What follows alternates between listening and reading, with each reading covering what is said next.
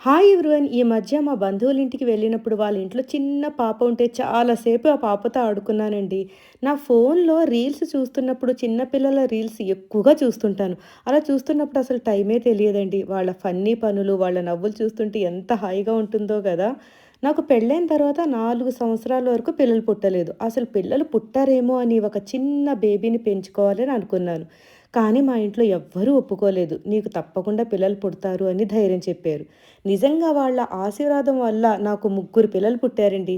కానీ ఒక చిన్న పాపను పెంచుకోవాలన్న నా కోరిక మాత్రం తీరలేదు. భవిష్యత్తులో ఒక చిన్న పాపను పెంచుకోవాలని ఉంది.